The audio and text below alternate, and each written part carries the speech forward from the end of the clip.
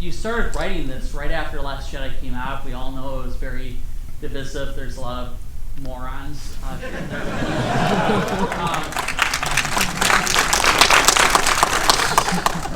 Two-part.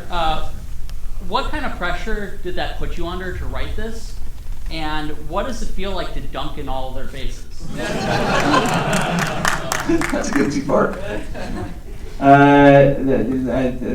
Thank you. I love you. And also, I don't think anyone who doesn't like The Last Jedi is a moron. If anyone's filming this, I don't think that. Everyone has different opinions about movies.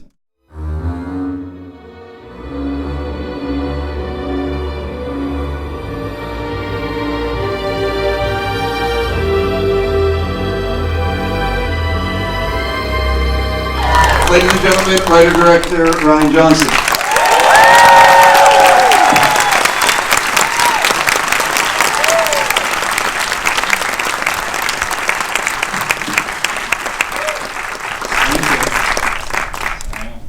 I'm a mess. I just got to get settled real quick. I just broke my foot thing. Oh my god. Did you? I don't want to.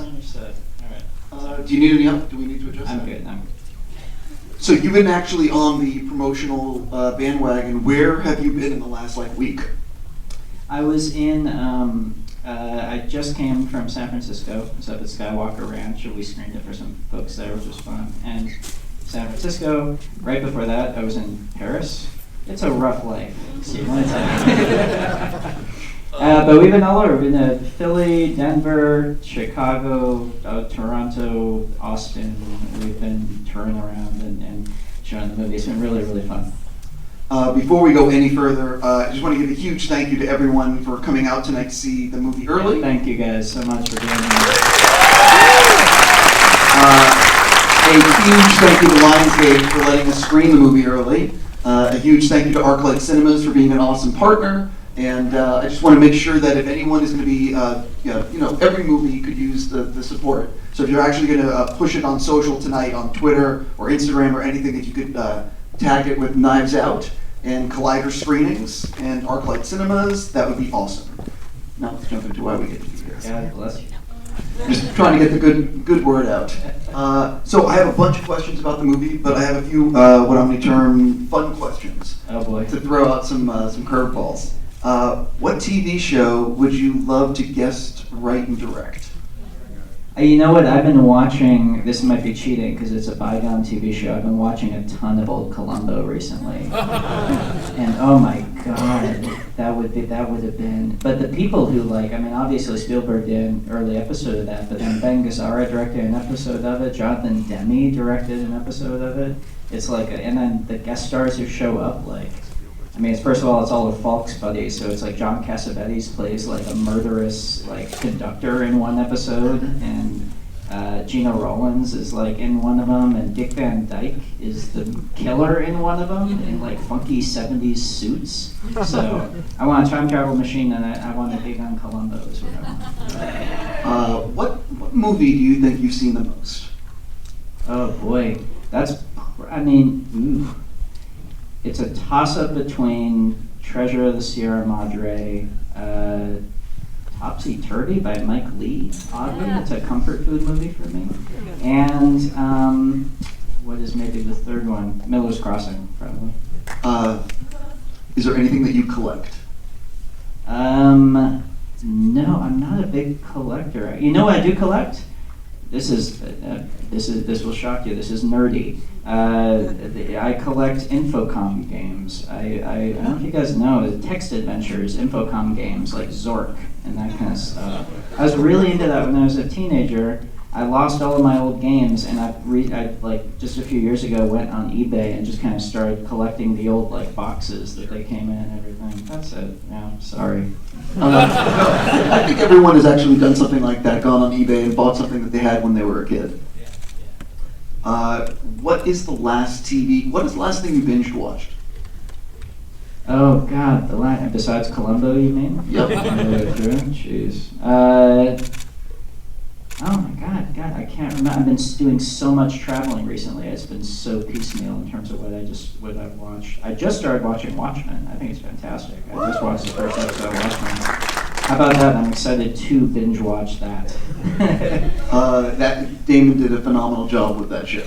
That first episode is so good, man. It's cool seeing Dawn in it. The Donnaissance is occurring. 100%. What is the TV? Have you ever watched a TV show all the way through more than once?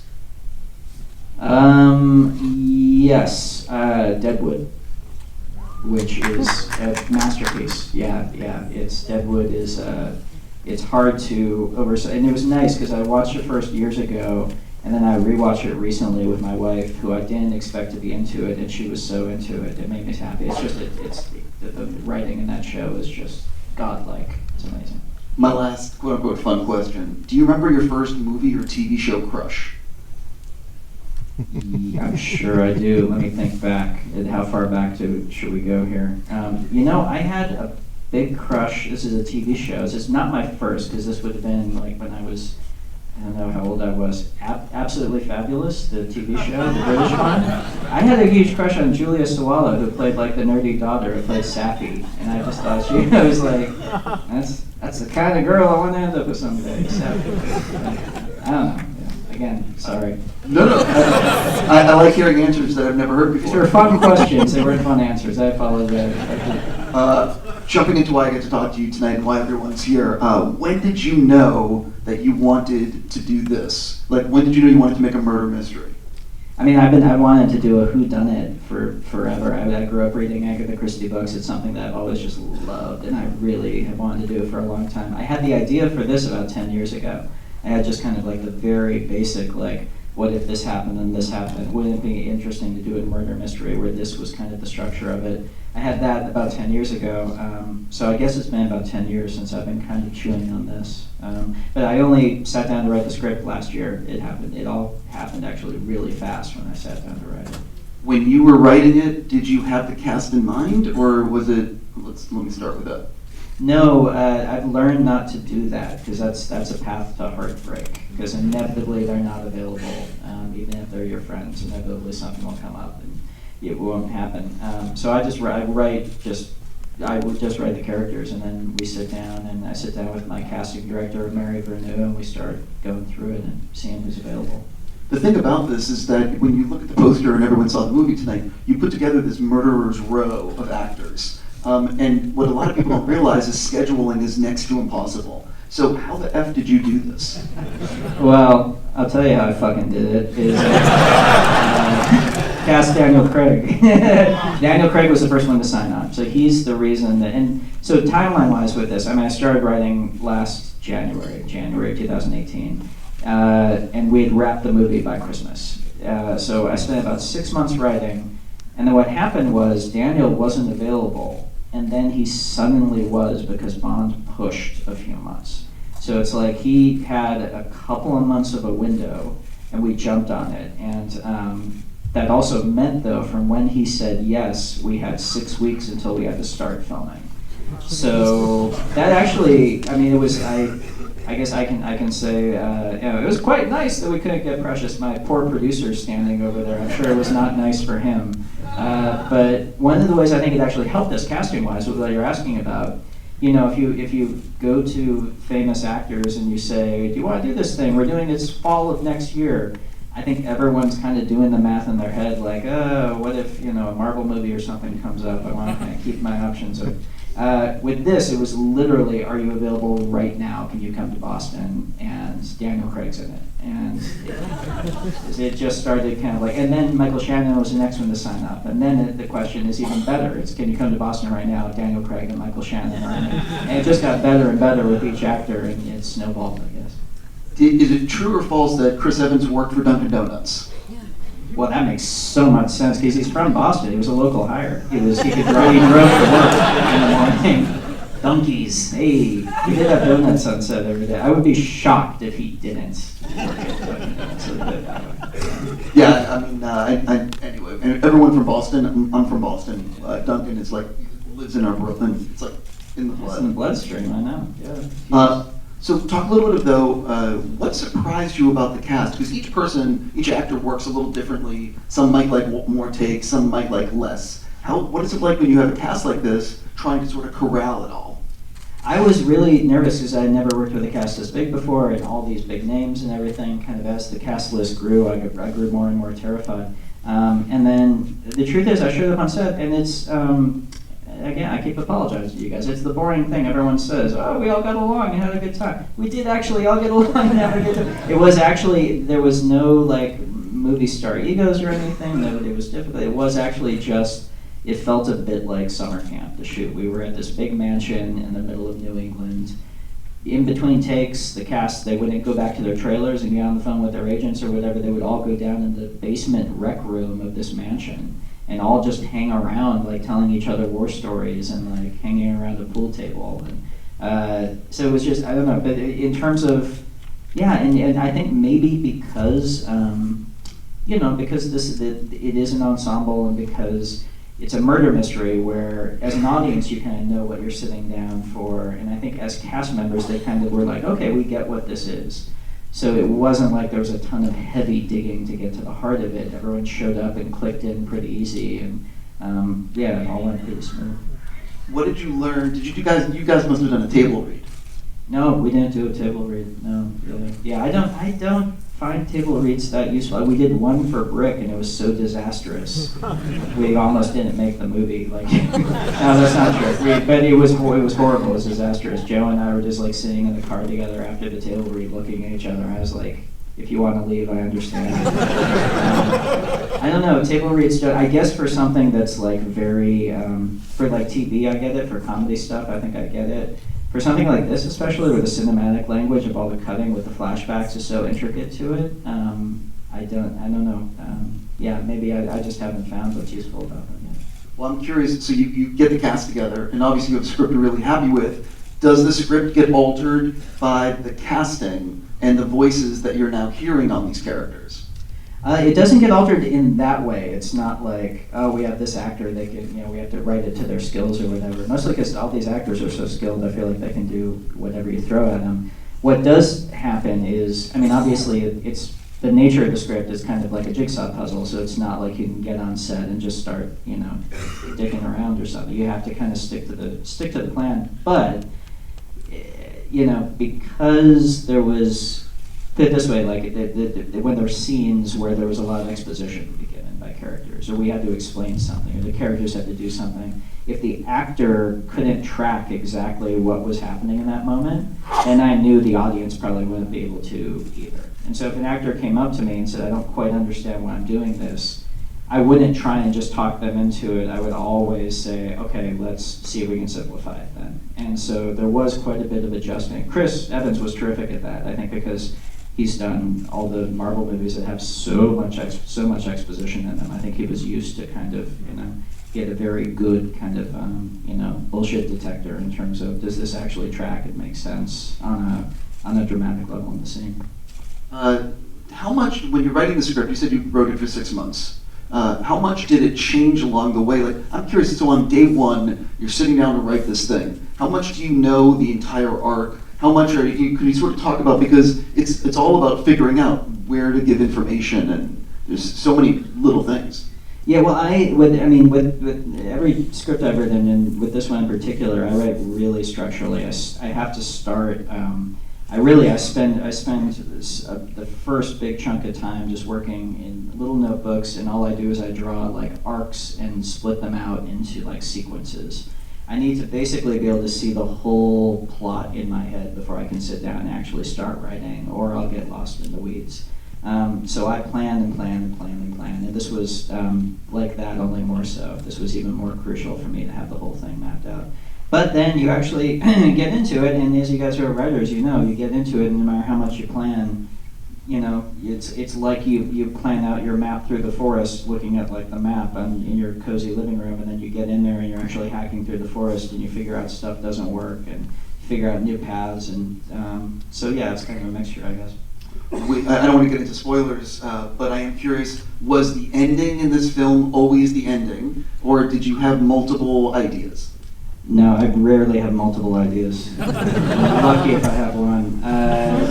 Yeah, no, actually the real answer is like because I approached it in that structural way. I started with a very zoomed back concept. The basic first idea wasn't, oh, what if this person is the killer and kills the person this way and they figure out this way. It wasn't even that. It was the idea of taking a whodunit and putting the engine of a Hitchcock thriller in the middle. So, Hitchcock like famously hated whodunits because he thought there were a lot of build up for one big surprise at the end, which to him was like the cheapest coin possible. And to him, suspense is where it's all at in terms of narrative. So the idea, I love whodunits, but I also kind of see where he's coming from. So I thought, well, what if we kind of can take the engine of like an empathy-based suspense movie, put that in the middle of a whodunit, but then still have the bookends of a great whodunit and still get all the stuff I love about a whodunit in there. So the idea of how that would work, and I won't go into it because of spoilers, but that was it was that broad actually. It wasn't even thinking about characters or place or time or what happens even. It was just this kind of wonky genre exercise to begin with. I'm fascinated by the editing process because it's the final rewrite. Talk a little bit about what did you learn in the editing room when you finally started watching all the footage? I worked with my editors, Bob Doucet, and we've done our last 2 movies together, and he's really, he's incredible, and I started out editing my own stuff. The brick, I cut just like on my computer in my bedroom. Like I've always used to having my hands on it. And working with Bob has really taught me kind of the value of a collaborative relationship with an editor. And with this one, it's interesting because it's so intricate, and yet it kind of popped together pretty quick. And we ended up doing the least amount of kind of big picture shuffling of any of the movies we've done together. And it was, we did a lot of work to it. It took a lot of refining, and a lot of the devil was in the details of what we reveal when and what we linger on, whose perspective we're in. But the thing as a whole actually it came together as a film really, really quick and kind of stayed that way. Did you do a lot of friends and family screenings, any test screenings? What did you learn from those? We did a bunch of friends and family screenings, and that's just 8 to 10 people in a little room, and they're all your friends, and if they have negative, you guys know how it is with friends. I mean, if you just show stuff that you make to friends of yours, if they don't like it, you feel like the world is over. And if they do like it, you think they're lying to you. So, but in this case, it was very, very useful because just because of the what did you understand when, who did you suspect when, and even just getting information that this tipped off for people that this was coming too early or too strongly. In that way, it helped a lot. And then we tested it 3 times. We tested it once in Orange County, like a proper a theater like this, a crowd like this, but randomly recruited with cards and all that stuff. We tested it in Orange County and then twice out in Texas. And the benefit of that for me was really, at that point we had the whole thing pretty dialed in. It was really just encouraging to hear an audience react to it for the first time, and to I don't know. It was the only time I would attach the word fun to a test screening, but it wasn't actually fun hearing a big crowd react to the humor in the movie for the first time. When you do test screenings, I've heard from some filmmakers that they'll go in the bathroom and sit in a stall because you'll hear actual, honest feedback. That's terrifying. Oh my God. That's a really good idea, though.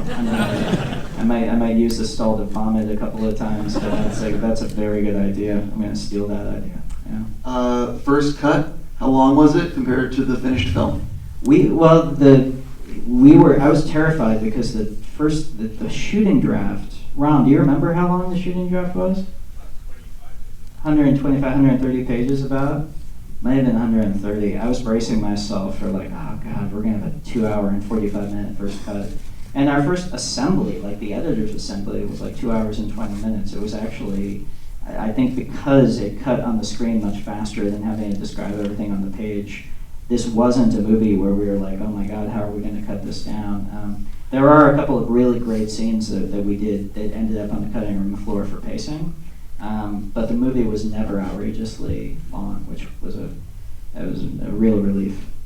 How many scenes do you have that were cut out of the film? There's two really good ones. There's a great one with Tony Collette and Daniel that unfortunately we had to lose, but we'll get it in there in the home video release. Not in the movie, but we'll have it as an extra. And then there's another really good one with Ricky Lindholm, who's a fantastic comedian and actress who she's half of a comedy duo called Garfunkel and Oates, and she plays Michael Shannon's wife, like the really nervous, blonde. And there's a great scene where we learn why Michael Shannon's wearing a cast on his leg that I really love. But it's just one of those things where it had nothing to do with the scene, just pacing-wise, we ended up slicing it out. When you remove scenes like that, do you actually call the cast and say, no? You want me to hang out in the bathroom and hear how people hate it? You want me to call the cast and tell them that you're just a torture agent?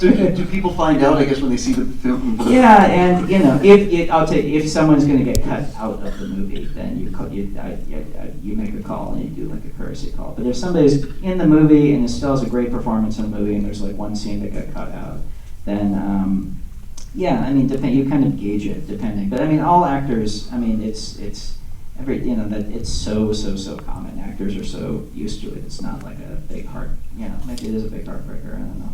Yeah, but yeah, goes with the job. What was the last thing you cut out before picture locking?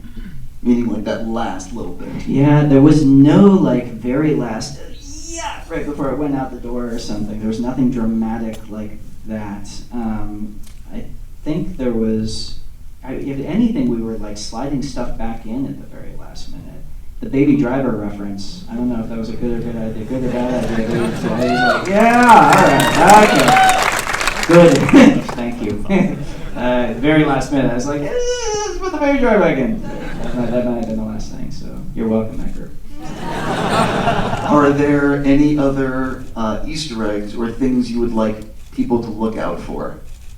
Well, I mean, seeing the movie the second time, there's a lot of fun stuff in terms of stuff we hid in the background with, what actually is happening, kind of when you're not aware that you're even supposed to be looking for it. But that would be telling. There's, this is fun.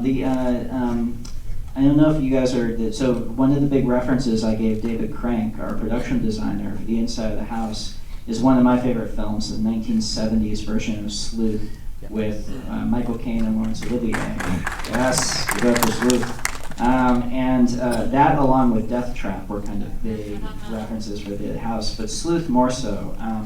And we actually, those who know the movie Sleuth, there's like a kind of a statue of a drunken sailor, Jolly Jack the Sailor, and we didn't get the statue, but we got a drunken sailor statue in kind of the foyer of the house in Mississippi. It's obviously, we all know the title. Was it almost called something else? No, it was always called Time's Out. I find that, I don't know if you guys find with your stuff, it's like, I find anything you do, you either have the title really early, or it's a torturous, like, you can never find it, and you're finally just like, all right, fuck, we'll call it that. Okay. But it was, once I heard the Radiohead song, I just kind of filed it away, as that's a really cool turn of phrase, that'd be a good murder mystery title.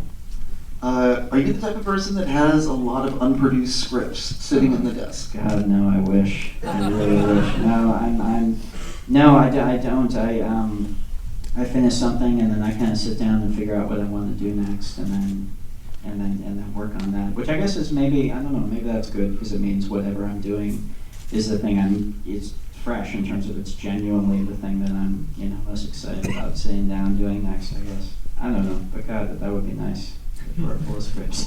The cast is so incredible in the movie. I'm curious, maybe what surprised you specifically about like a Chris Evans or a Christopher or a Michael, or if you could name some of the people that you worked with, and maybe I think so. Yeah, I mean, every one of them is so different.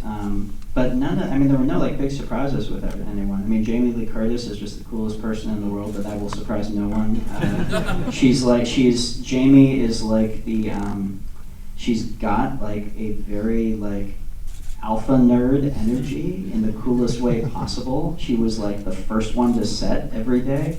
And she would just hang out kind of on set, and like she's in scenes in the movie she wasn't supposed to be in because she was just there. And I was just like, oh, Jamie Lee Curtis is here. Right, I guess she must be in the scene. She must know what she's doing. And I would stick her in. And yeah, what else? I mean, you know who is really funny is Michael Shannon. Michael Shannon is hilarious.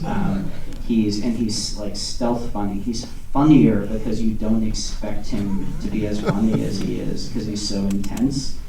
He's not really. He's a fun guy, but he's like, but he is. He's really intense. And he's hilarious. That he had a couple. There's a line in there where he says like, "I'm not eating one iota of shit," and like stuff like that. He would chuck out, and you would just be like, "Did that just come out of Michael Shannon's mouth?" But yeah, and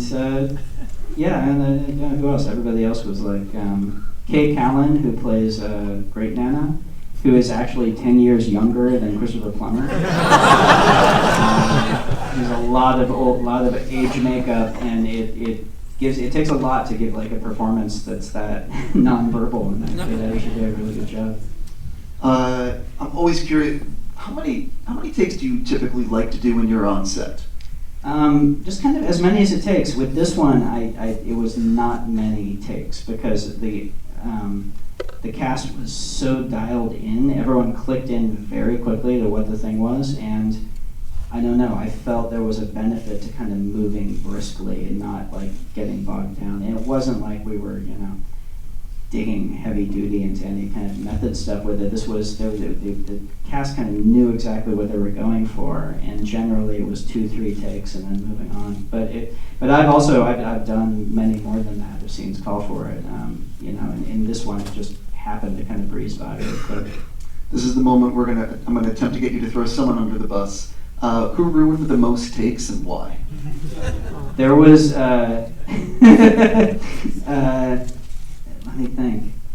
Yeah, when Anna de Armas, who I haven't gushed about yet. Anna is before I say why she ruined takes, I'm going to say how amazing and incredible she is. She's you asked me like who surprised me the most. I think because all the other actors in this cast, I like their body of work. They're all movie stars. Anna, I had seen her in Blade Runner. I had watched some other stuff of hers. But really, I just cast her from just meeting her and just having her read for the part, and she really has to, for her to step into the middle of this cast, like this big name cast, and kind of giving all these big performances, for her to step into the center of that and kind of effectively carry the movie that with that amount of confidence she has, I just think she's extraordinary. But when she gets giggly, when she gets the giggles, and mostly her and Chris, they would like get giggles, and it would just be over. You'd have to just kind of step away for like 10 minutes. You know what I mean? Getting giggles, like something they just start to take and they just start laughing. It's a thing that happens. It's like an infectious giggle thing. And Anna can sometimes get it. No? Does anyone know what I'm talking about? Yeah, okay. You've worked with your cinematographer, Steve, on I think all your films. Talk a little bit about the collaboration you guys have. What is it like? How much are you guys setting up the shots you're going to get before you get on set? How much can you sort of talk about that collaboration? Yeah, I mean, Steve and I, we've met when he was still a senior in high school and I was a freshman in college. We met on a student film set, and we've been making movies ever since. I hope to keep making them with him the rest of my life. You hold on to those relationships when you get them. Steve's amazing. So I board out my movies just even roughly. I will just do a first pass where I just kind of like sketch out visually, just because it helps me to show up with a plan. But then when we get on set, especially the more movies I make, I tend to just kind of let it. I have that as kind of in the back of my head, but then you have to feel out the rehearsal, you have to feel out the space, and then you start getting into it, and very often it becomes a collaboration with Steve in terms of figuring out how to cover a given scene. And the lighting, I don't have a head for lighting, so I can describe to Steve how I want it to feel, I can describe where I want light sources, but meaning like, oh, the lights are coming in the window and the rest of it's dark, or I can give him references. But Steve is the one who really translates that into how it's going to work in the space. I mean, I think our biggest kind of existential crisis on this movie was this is the first film we've shot entirely digital. And I'm a big, big film guy, and that was a real crisis of faith for me. That was like a big discussion, and Steve is a real tech head who, he is a color science guy. And Steve's argument, which, look, he's right, it's hard to argue with, is basically you can, if you as an artist take control over the post process, and you can make that image look however you want it to however you want it to look. And ceding control over the eventual look by saying that what you shoot on is what delivers the look is untrue and turns you from an artist into a consumer, basically saying the brand I choose is what makes it look the way it looks. The truth is, with imaging technology, because everything goes through a digital post chain at this point, even with film, you're scanning it and doing digital color correction, you have to, if you own that process, you can make it look the way you want. I wanted it to look like film. There were a lot of benefits to shooting digital, and there's exactly one 35 millimeter shot in the movie. There's one shot of Daniel in that last sequence that's shot on 35 film. For my birthday, because Steve knew I was heartbroken, I walked onto set, and he had gotten Panavision to ship out like an old 70s blimped camera, like the type they shot like Jaws and Godfather on, and we shot one shot on it, and it really pisses me off that I see the shot coming, I see the other shot on either side of it, and damned if I can, if I can tell the difference. It looks like a movie. Are you done shooting on film then? I don't know, man. I can't say those words. It's too heartbreaking. But it's just an entirely, it's almost like a religious thing. It's almost just like, I understand it's an entirely emotional thing, because the truth is I can't argue with the results. I think the movie looks beautiful, and I think I've had diehard film people watch it and just say, oh, I'm so happy you shot on film. Like, I think it does, when Steve does his thing, I think it looks great. And the flip side of that is, there are movies shot on film every year that look like they were shot on digital. It's all about how you handle it in post, basically. What cameras, this is going to get nerdy, I'm so sorry. What cameras did you now it's going to get nerdy. Yeah. What cameras did you decide to use, and what lenses? Because a lot of times people talk about how they'll shoot on digital, but then they'll use these vintage lenses or certain lenses. Yeah, I mean, we shot with the Alexa, not with like the 65 or anything crazy, just the regular Alexa, and we mostly used prime lenses. I'm trying to think which ones. We used the Primos for this. We used very clean lenses. They were not like funky old like Krasnogorsk camera like lenses or something from like that we got on eBay or something. We used just like really good glass from Panavision, and mostly primes actually.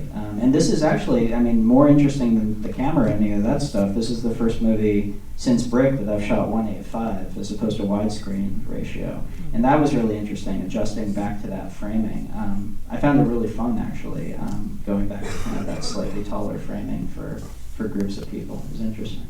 I'm about to open it up to the audience. I just want to be clear before I open it up that we're trying to stay spoiler-free because people are maybe filming and we're trying to keep the spoilers in the room. Thank you. But I am curious, every time I speak to a filmmaker, they talk about in the editing room that they'll repeatedly go back to like one scene. Like one scene is the thorn in their side. What was, as long as we were staying spoiler-free, was there a scene that you repeatedly went back to? There wasn't one that was like, God, why can't... Well, there was one scene that was like, why can't we get this working? God, I don't know if I should tell you guys, though, because now every time you see the scene, you'll be like, oh yeah, that isn't great. It's dumb, though. It's a really quick scene. It's a scene where... It feels like a nothing scene, but originally it wasn't. Originally it was much longer, I guess, and it wasn't working. And we kind of figured that those scenes usually... The approaches, you kind of strip them down until you find exactly what they need to be. Usually if a scene isn't working, it's because it's overridden, and so you, in the cutting room, is kind of figuring out, getting it down to kind of the most aerodynamic version of it. Let's I will tell you that this light makes it actually, okay, now, oh wait, I can finally see. I'm blind. Yes. I'm blind. Do we have, does the audience have microphones, or are we just going to sort of scream it? We can scream. Let's do it. So I see a hand right I there. see some strong lungs in the audience tonight. Yeah, so I just saw Looper at Alamo on Sunday. Loved it. Loved Last Jedi, and loved this one. One of my favorite movies this year. Thank you. You started writing this right after Last Jedi came out. We all know it was very divisive. There's a lot of morons.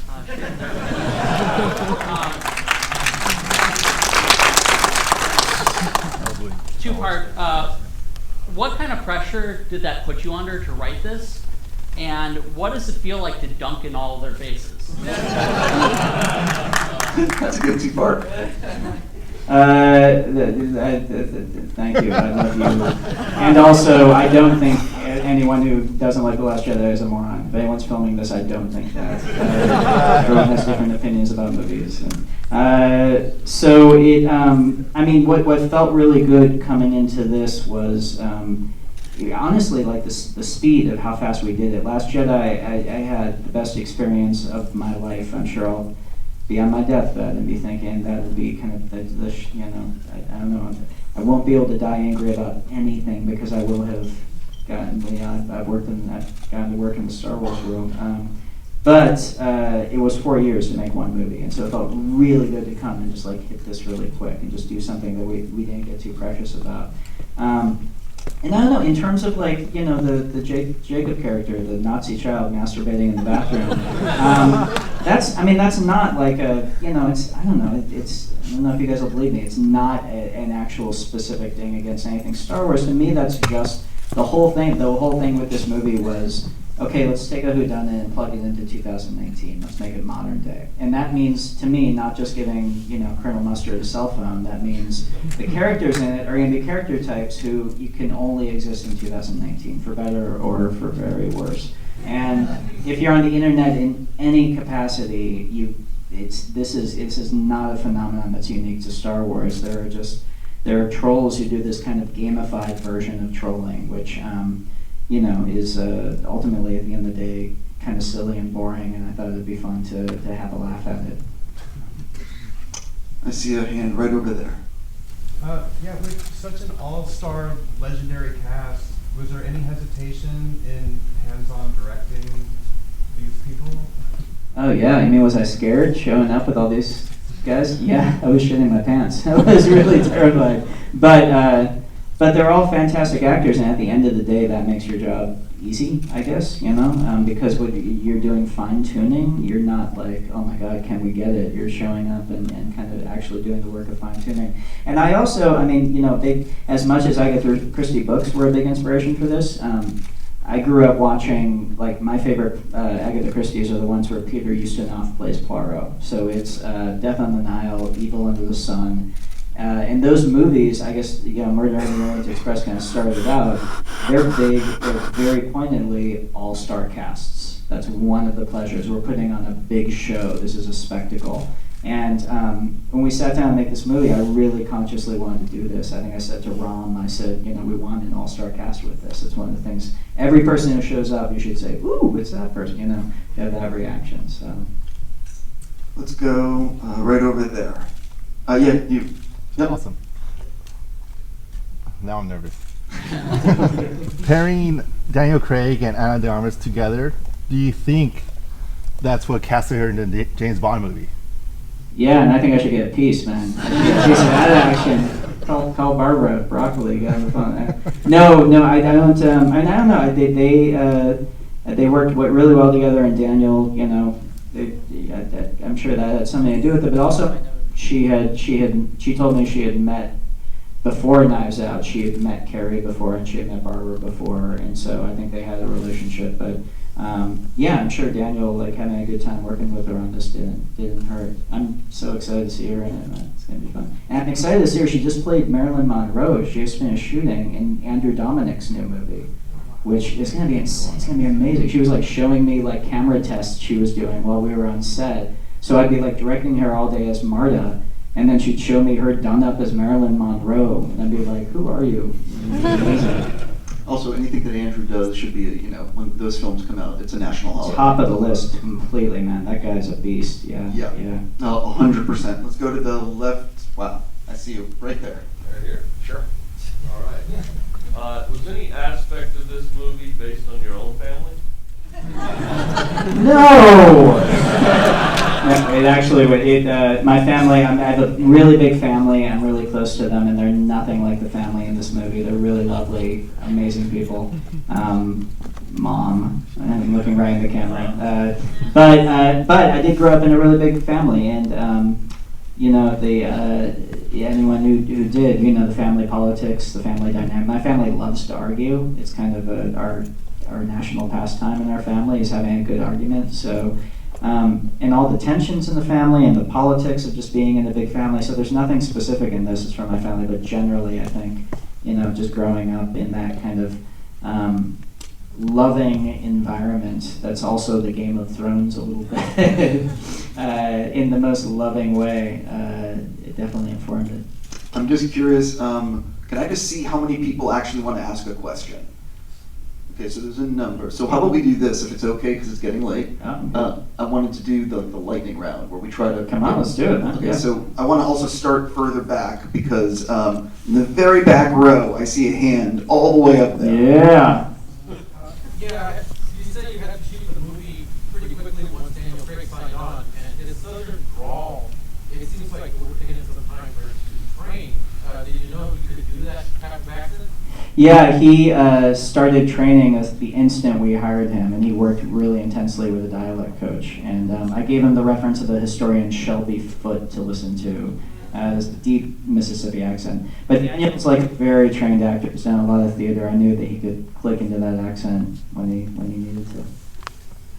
Right over there. Lightning. Yeah. This movie was a lot funnier than I had originally thought it was going to be. Did you mean, when you were first writing it, for it to be as comedic as, Yeah. as it ended up to be? There was a lot of laughs. Yeah, good. Yeah, I did. I mean, I did. One thing that I wanted to put a lot of humor into it. I wanted it to be really fun, but then also I had to be really clear that it was, you know, because I think people's reference for these things tends to be Clue or Murder by Death, which I love those movies, but I had to be really clear. Hopefully there's a lot of humor in it, but this is not a parody. It was a very fine line in terms of we're doing a murder mystery here. We're not doing a parody of murder mysteries. So you walked the balance very well. Oh, thanks, man. Appreciate it. Right there. Yeah. The score was great. Nathan Johnson. Yeah, my cousin Nathan. What was the direction that you first gave him for the score? We talked about sharp strings. I mean, yeah, so I had listened to a lot of Grieg and a lot of classical references. This is Nathan's first orchestral score. I think I'm so proud of him. And yeah, he did a really good job. Really good. Have you read Gravity's Rainbow? Yeah, twice. Right Sorry. Yep. I really love the way you directed this movie, and I just wanted to know, was there anything that you learned that like you didn't know you could direct, or like something like that revitalized you? Yeah, it's a good question. Yeah, thank you, first of all.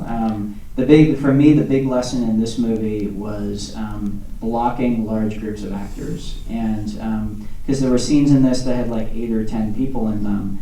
And the more and more that I think that when I was like, I've been so fat, like I think you start out thinking of camera angles in terms of directing and thinking of cool camera angles and camera moves and everything. More and more recently, I think about blocking and staging, what we would call staging. There's been some really great videos recently about how like Spielberg is a master of staging his actors, where they're standing in relation to each other, when they move, and then where the camera is in relation to them. And that, you watch Michael Curtiz's movies, he's a master of staging. So yeah, staging large groups of people was kind of the thing that I felt like I got the most practice with in this one. Right there. Yeah, it's, first of all, just as a huge Breaking Bad fan, Oz and Andy's is probably one of the most entertaining hours of television you've ever seen. Speaking of the humor that was hit on in the movie, I was just wondering, is there a story behind that drawn-out donut reference?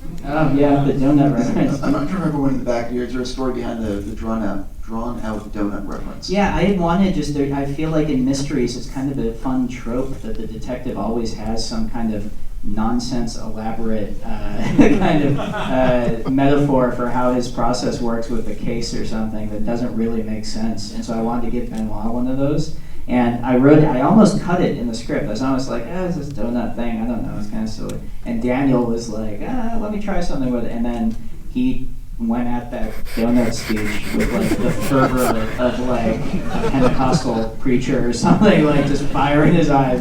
Or watching it being like, I'm really glad I didn't cut the donuts. Right there. With the nature of promoting films nowadays, I'm wondering if you had any control in regards to the marketing of the movie, especially in regards to spoilers and how you handle that.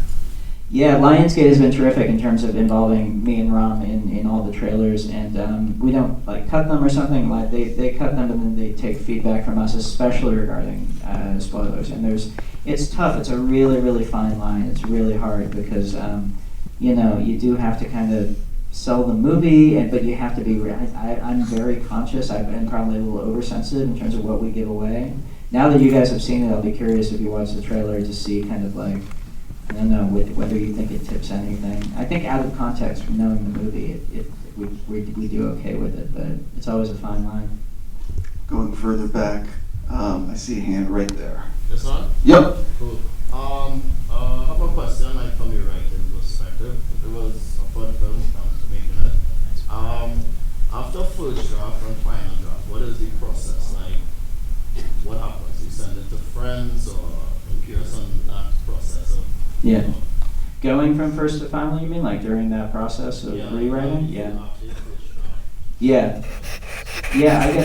I got a couple of like trusted friends that I show it to every time. My producer is someone I show it to, and then just writer friends, really. People that you can like get that will really be honest with you, because you want brutality in that phase. You don't want brutality, but you need brutality in that phase. And then it's just working it over and over and over again. And just trying to, just simplify, and just, but it sounds like you're a writer, it's like the tough balance is always, you get notes from people and you realize trying to parse out with a very small sample size what notes you need to get in there and do changes for, and what notes are, either personal preferences or quirks or how the person was feeling that day. That's the part that I feel like you never quite figure out. You always kind of just got to do your best. I see a hand right there. With the prep, just 6 weeks of prep, what do you think helped you? What do you focus on the most, or what do you think helped you? You were used to all those years with the other film. Yeah. What do you think helped you the most prepping for this in such a short period of time? Yeah, I think in terms of prepping, it was really focused the most on. We got a little bit of rehearsal time with the actors, but not much. We got to rehearse Anna and Christopher Plummer in that really crucial scene.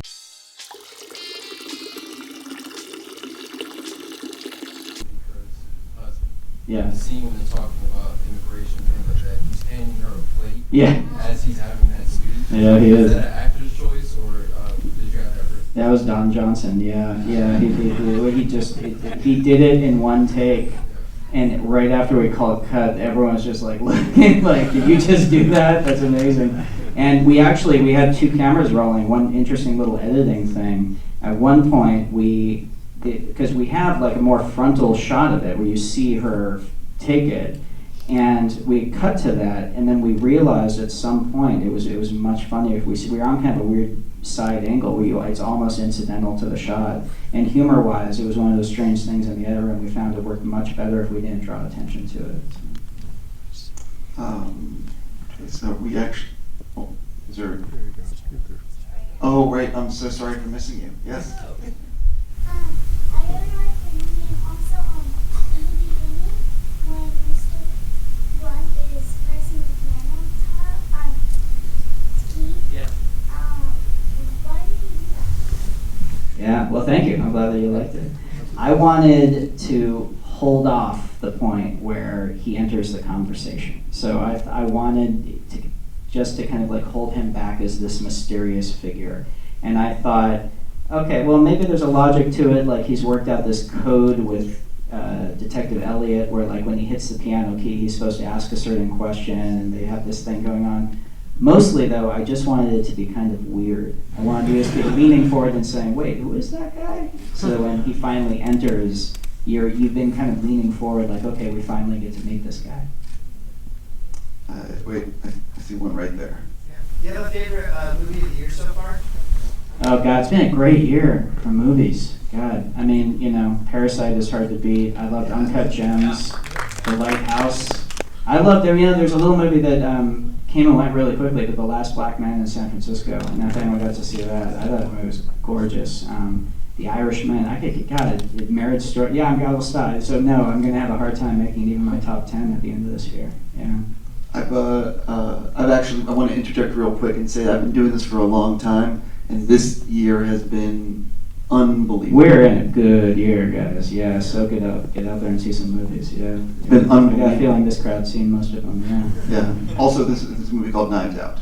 I'm just seeing if there's anything else. Otherwise, we're gonna hold on a second. Do you see? Can we do it? Do we do it? Wait, there's somebody. Oh, right. Oh, my God. Yes.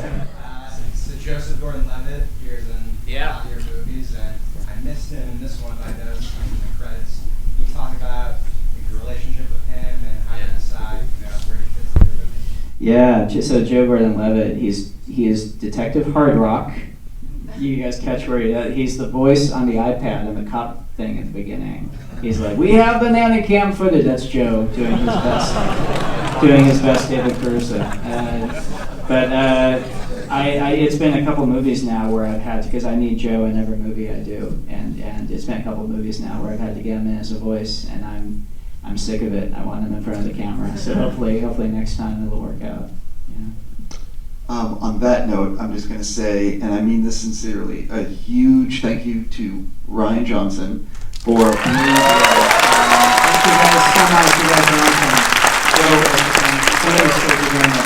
I just want to remind everybody that, every movie, no matter how good it is, can always use the love on social, because social is really important. So if you enjoyed the movie, please talk about it. Hashtag Knives Out, or is it Knives Out Movie? It's just Knives Out. And if you're hanging out on Thanksgiving and you're sick of your terrible family, drag them to see this terrible family, because at least they're funny. Yeah, and again, if any of you guys are tweeting about this tonight, if you hashtag Collider Screening, or Collider Screenings, plural. Sorry, Dorian. Collider Screenings, and I will retweet and embed and all that stuff. But a huge thank you to Lionsgate and ArcLight and everybody for being here tonight. Thank you guys so much. Thank you.